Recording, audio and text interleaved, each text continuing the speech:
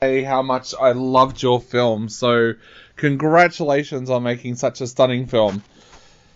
Wow, thank you. I really appreciate that. So, Todd, tell us a little bit about where the idea came about for this film. Well, strangely enough, we had done a couple of other films that were kind of grueling, like really difficult to make. One of them was Bone Hill Road, and then one of them was Clownado.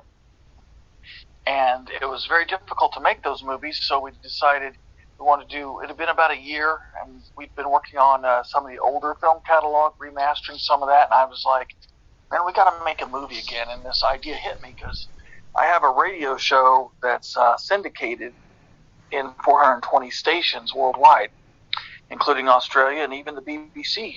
Yep. So we've been all over everywhere, and we were like, well, wouldn't it be weird, because my mentor was Art Bell, who did Coast to Coast AM, and I thought, wouldn't it be weird if one of these late night talk show hosts that kind of dealt with weird things like paranormal subjects or conspiracies had a real serial killer call them in and try to commit a murder on the air, and how would they react? And then I thought, well, what if that host was like Howard Stern to the 10th power? Like, he makes Howard Stern look tame. And I thought that would be kind of fun to have a guy that's so belligerent hosting the show that he doesn't even believe the serial killer guy. And then I decided, well, the serial killer guy could be like his biggest fan even. So we kind of turned this into a whole thing. And then I developed the script from there and kind of put it together. And we went off and started filming it. And about halfway through filming, the pandemic hit, which was lovely. And we had to finish it during COVID, which was very difficult. And we decided to do this one on our own, without, we decided to do it on our own with, like, basically our own funds. I put it on my credit card because I got tired of kind of looking for investors and the Indiegogo and all this. And I tell you, the one thing I think is so great is you enjoyed the film so much, and really, you probably couldn't buy a good month's worth of groceries with what we spent on this movie.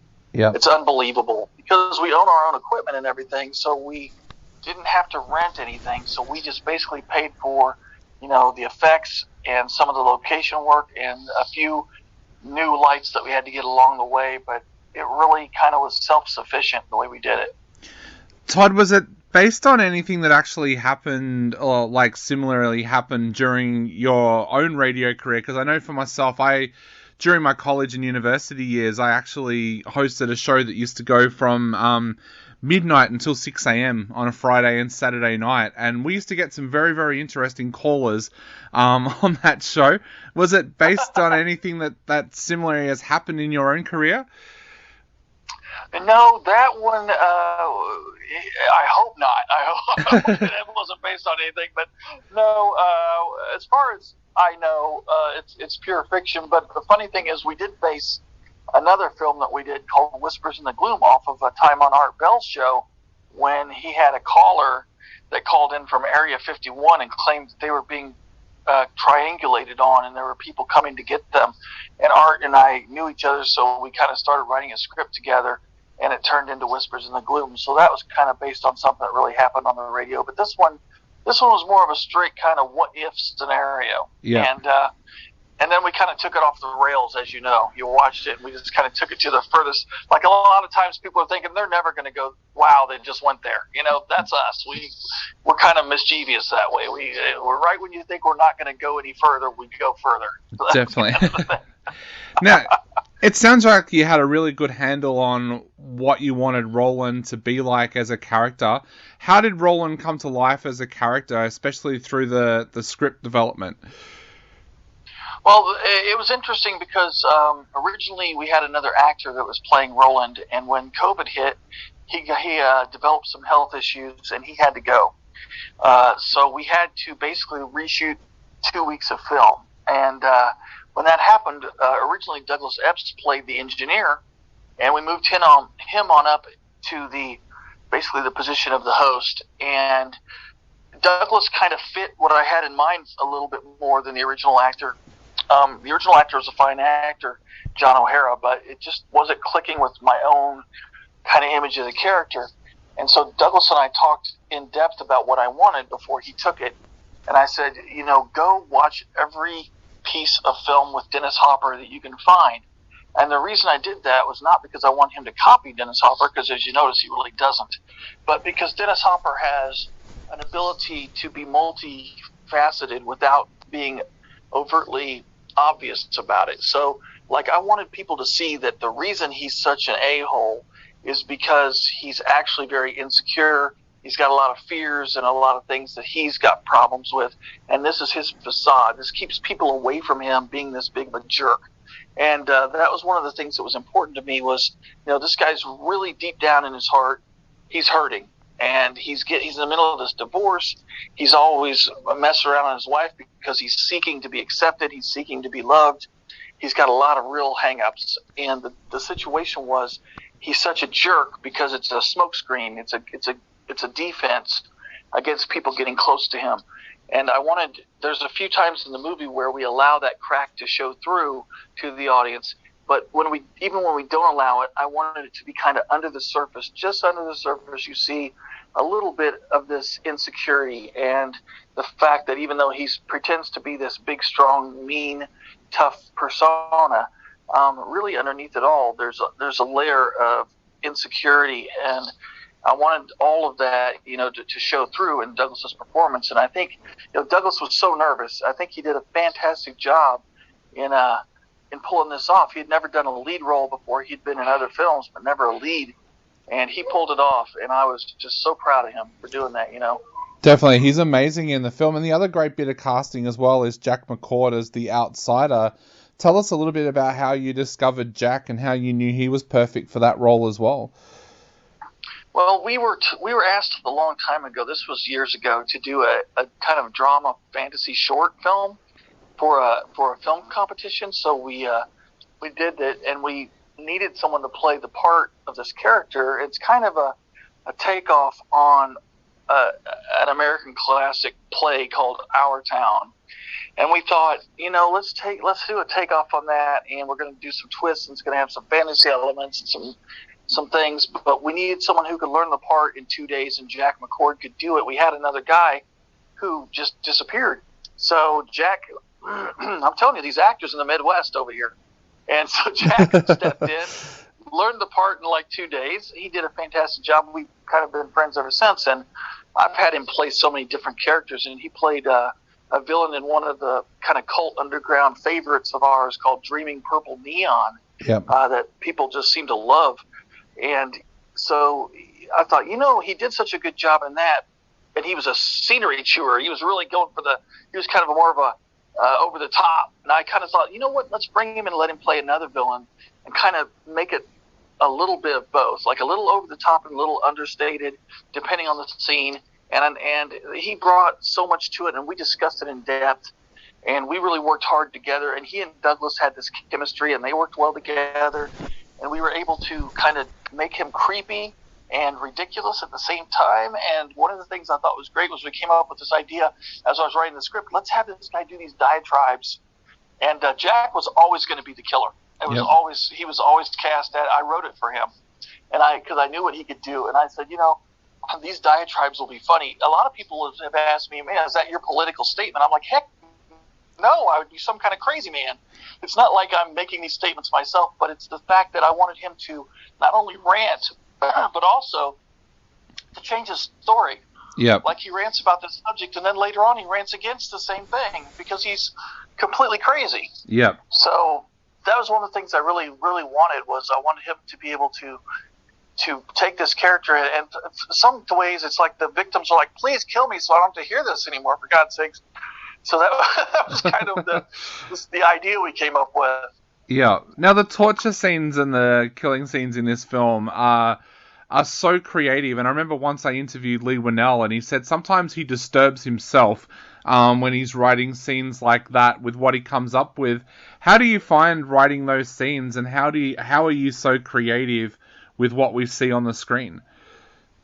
Well, first of all, I really want to tell you I appreciate that because one of the things about it is I kind of look at horror movies like a roller coaster. And if you're riding that coaster and you get to the top of your lift hill and then you go down, the effects are kind of the shock. Like when you're rushing down that hill at, 125 miles an hour or whatever. Now, if you get to the top of that hill and then all of a sudden it goes nowhere, it's kind of a letdown. So I kind of think of it in the terms of this is a ride, and I want it to be as visceral as possible. And so when I conceived the scenes and I was writing, I was like, well, what is going on with this character, and maybe how can we turn this around and really make the audience feel uncomfortable, but also give them a thrill. And like when a few of the death scenes, for sure, we kind of went way over the top, because I was like, look, we could always edit back if we didn't like it, but let's go as far as we can, and let's make it as crazy and visceral as possible. Because when you have a film that's in, basically we had one major setting. It was 3 different locations to shoot it, but it was one setting, which was the studio building for this radio show. And then we had other settings, which were like you'd see where the victims were being killed when he calls in on the radio. Those were other locations. But I wanted the main brunt of the film to take place in one location. And to keep it kind of flowing and to keep it exciting and to keep people interested, you kind of have to think of some elaborate ways of taking these characters out. And it was a little disturbing, yeah, but at the same time, it's kind of that Bart Simpson thing where you're kind of going, why do they get a load of this? It's kind of rubbing your hands together, because you know that you're going to take the audience on this crazy ride and show them something that maybe they haven't seen before, or if they did, we're going to take it a lot further. So that was kind of the thing. We had this great team of makeup people, Annalia, and Amanda was in charge of the effects department, and she's also the producer of the film. And then all of us kind of pitched in together on the effects to make them as crazy as we could. We've all kind of got backgrounds in doing this stuff, and we just decided, let's all, if we think it's a good idea, if we think it can fly, let's make it happen. We don't have a lot of money, but we've got a lot of, willpower and a lot of time to make it work, and that's what we did. So, Todd, you mentioned that COVID hit during the production. What kind of restrictions did that place on you? Because I've heard some pretty tough restrictions on filmmakers where suddenly their cast and crew have had to stay and basically live on set for the entire time. What kind of restrictions did you have to work with? Well, it was strange because basically, we saw that people were starting to get sick, and they were starting to talk about it in the news, and then it went from there to it went from 0 to 100 in 4 minutes. It was so weird. And they were like, all right, it's a citywide shutdown. You can't go anywhere. You can't do anything. Only essential places are open. It was the craziest thing, because suddenly we're like, well, how are we supposed to finish this if we can't go anywhere? I'm like, well, here's the deal, man. We know who we are. Let's keep ourselves safe. Let's wear our masks. Let's wear our gloves. Let's try to keep ourselves, away from crazy stuff as much as possible. And let's be incredibly careful, and let's finish this thing. And so we did, and we wore masks, except for when the cameras were rolling, of course. And we got it done. It was just, there was a couple of times it was funny because people were like, oh my God, we're going to come to film, but what if the police come and arrest us for congregating? Because you could only have 10 or less people. Yep.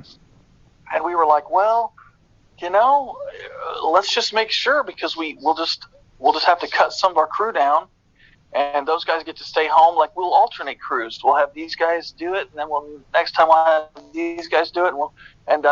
So a lot of us put on many, many hats to kind of scale down everything, but exactly what we needed to finish the film.